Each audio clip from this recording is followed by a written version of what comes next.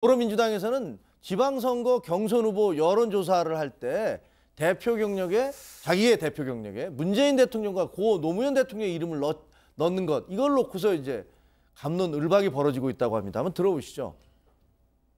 본선에서 상대 후보와 싸울 때는 저는 그건 가능하다고 봅니다. 그러나 당내 경선할 때는 적정한 후보자를 뽑기 위해서는 공정해야 되기 때문에 편견을 줄 수 있는 그런 표현들을 안 쓰는 게 좋지 않은가.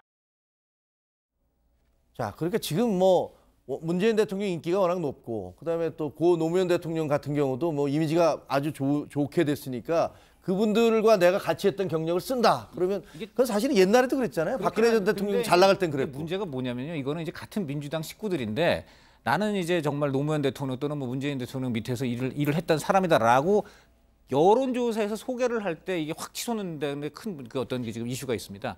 문재인 대통령 비서관이었다 이런 식으로 하면은 한 15%에서 20%까지도 치솟을 수 있다는 거예요. 어이구. 대표적으로 예를 들어 신정훈이란 분이 있습니다. 자, 이분이 전 나주시장으로 소개될 때 하고요.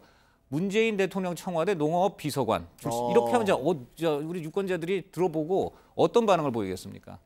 후자가 당연히 이제 훨씬 더 높은 반응을 얻고 실제로 두 가지를 가려서 써봤더니 후자 쪽 지지율이 확 치솟아 버렸다는 겁니다.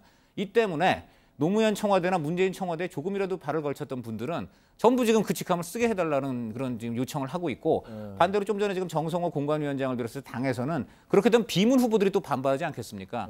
그래서 이걸 갖고 지금 엄청나게 고심을 하다가 심지어는 6개월 이상 근무한 사람만 하게 하자라든가 25자 내외에서 쓰게 하자라든가 지금 별별 하여간 여러 가지 지금 묘안을 내고 있는데 본질적으로는 저게 워낙 표와 관계되다 보니까는 결국은 이제 쓰지 않는 쪽으로 대강 가닥을 잡았는데 문제는 이 친문 후보들이 아무래도 힘이 있지 않겠습니까? 그분들 반발이 과연 어디까지 갈지 그게 의문입니다.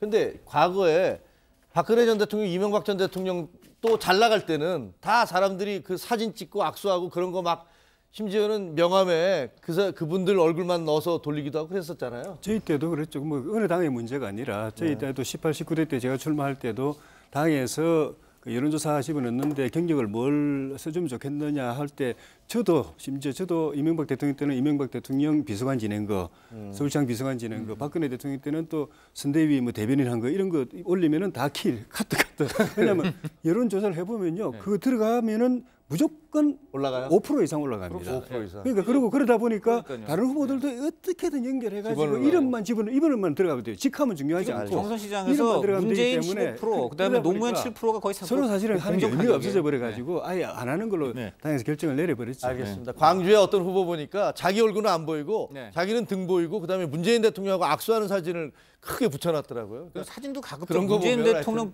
요즘 사진도요 가급적 문재인 대통령 비슷한 느낌 나게 찍어가지고 둘 붙여서 명함 돌리는 분들 많습니다. 알겠습니다. 자, 어제